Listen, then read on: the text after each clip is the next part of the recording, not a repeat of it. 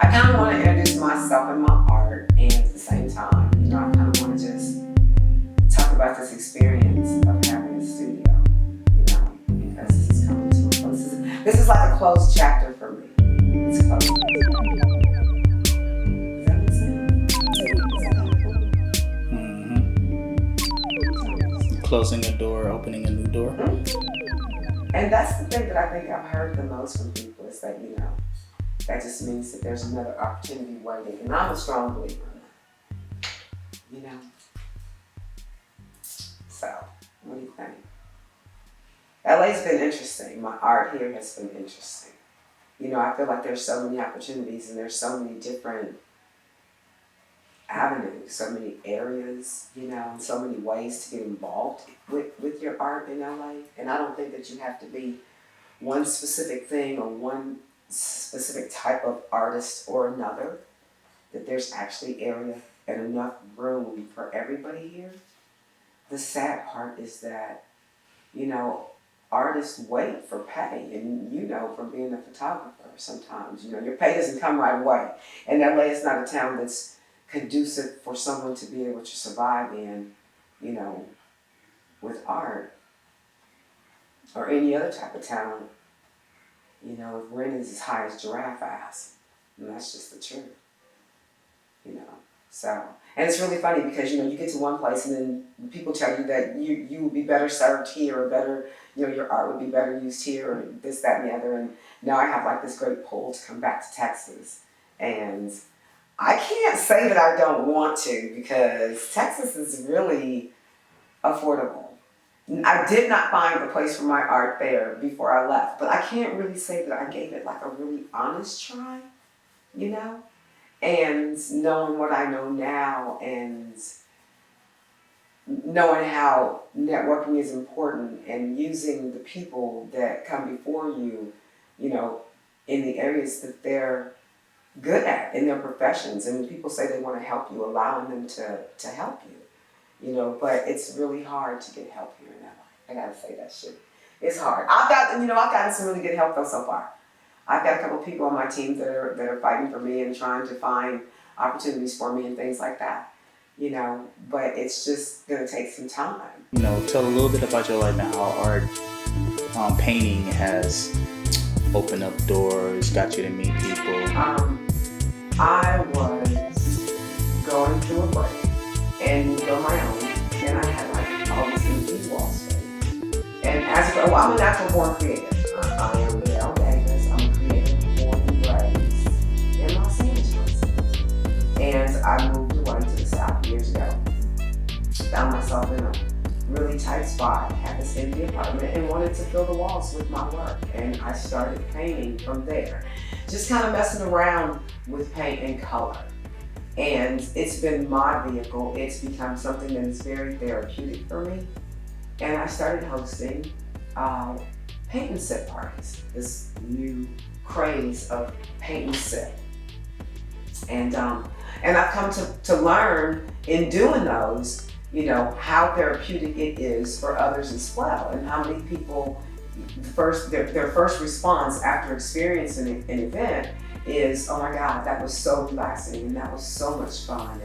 And then the fact that, from a simple instruction that I can give somebody, they can create, a painting, that they can actually uncover a hidden talent, something that they were totally not aware that they can do, and have fun at the same time and relax all at the same time. So, it just kind of became this thing for me, and it's what I do, and I like it.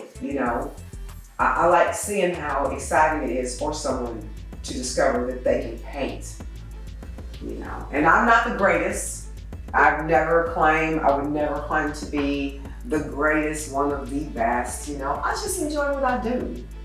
I used to use the kid's father as a model when I was taking some paint classes, some night classes, and he was a good subject, kind of old features, and it was fun, and that was it, but it was probably more irritating than it was romantic. Is her face getting some dimension?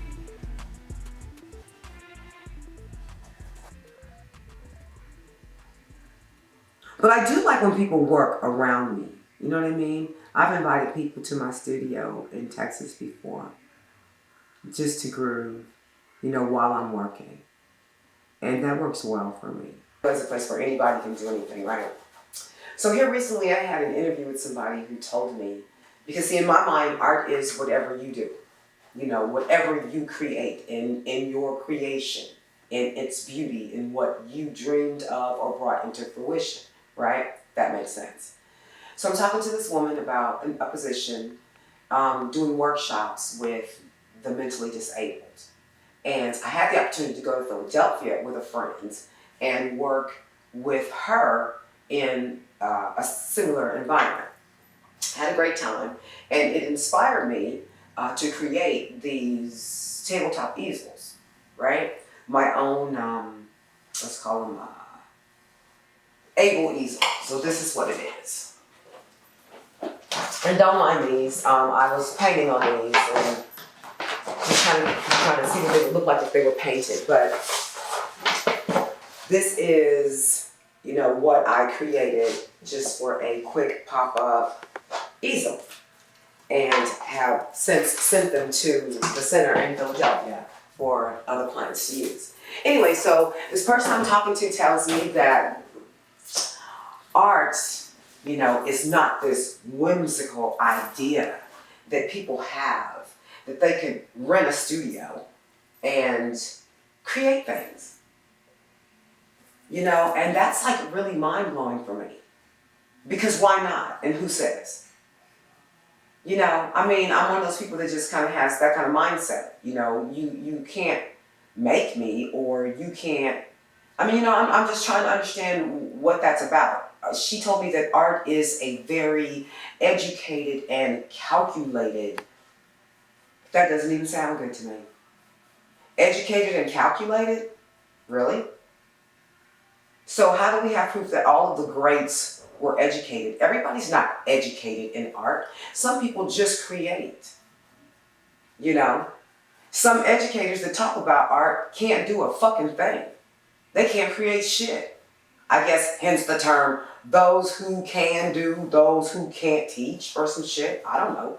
But I just didn't really like that, and I don't know, Jay, what you tell me what you think about that? I think that you can't put any type of art in just one box. And that's what she was doing.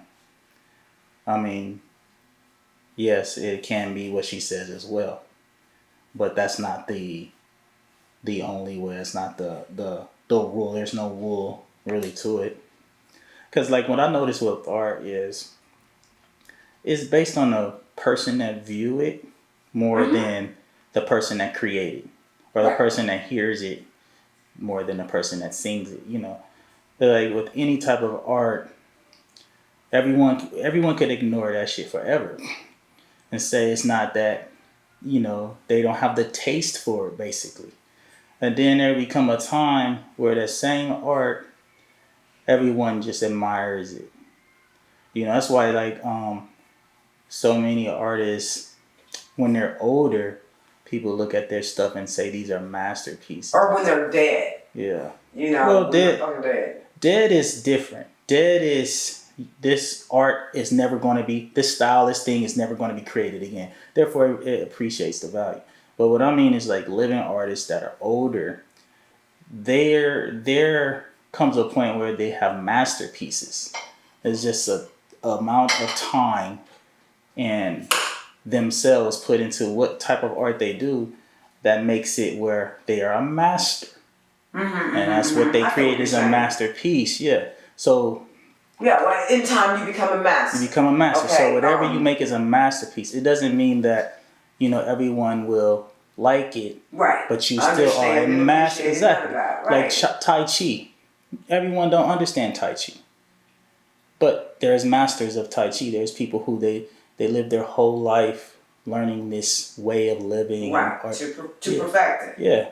And I totally agree. I think that there are artists that have gotten to the point where they have mastered and they're master painters, master artists, master whatever, and they paint to perfection. They do whatever it is they're doing to perfection. Mm-hmm. But I also agree with Andy Warhol on the idea that anything can be art. And the part that kind of pisses me off is that the same people that'll sit up and say things like this comment that this woman made to me are the same people that, because you're in or you've graduated from a fine arts program from one of the major universities, you can look at a canvas with a fucking dot on it and call it art because it sold for $2.5 million. You know? And my thing is, when is it art and when is it not art? Is it art because somebody with a pocket full of fucking money decided that they want to give you $1 million for it? Now it's the greatest thing in the world, but it's better than something that someone spent years and years and years mastering. Someone that does a lot of art all their life, they probably get to that point that I was telling you I'm at right now, where I was like, nothing entertaining is like just kind of like. Don't you think it's that way with anything? So I think that's what happens is like this person been doing all this painting, and then all of a sudden they like, man, fuck this, and they just put a dot. They put a dot. There you go. And everybody's like, oh why my did God, you put a? It's amazing. You know why?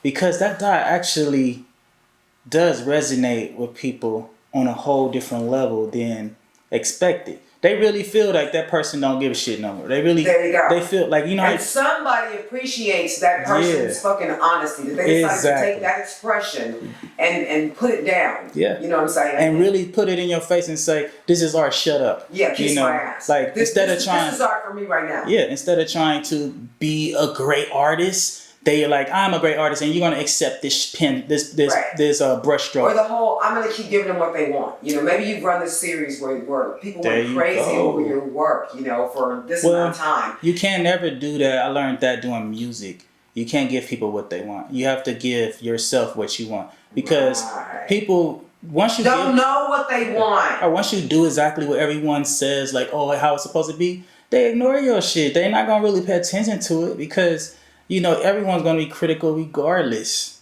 Whether it's a great thing or a bad thing is going to be critical. It could be in your mind, your best work. Mm-hmm. You know what I mean? And you absolutely love it. And because people don't understand it, they hate it. Mm-hmm. So no, you can't. But I think we all kind of get caught up on that. And I think that with some people maybe because that's where the money got good. You know what I mean? Mm-hmm. Like you put something out and it does phenomenal.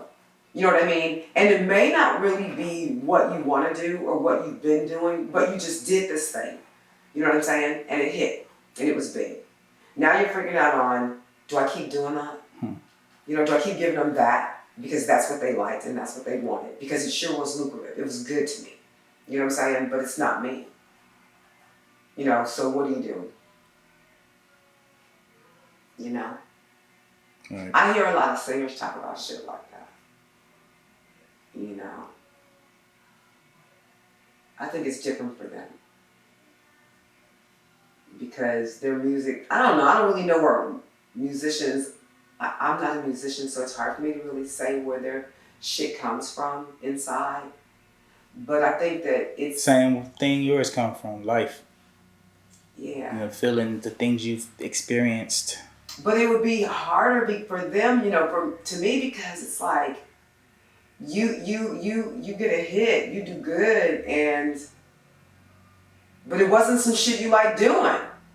So what do? Do you keep doing that same shit? No, you keep doing what you do for you, and then you do the other thing that gets you money, that give you the money to be able to do what you do for you. So you got to do both, and that's the balance. And that's the balance where creatives don't get between business and creative.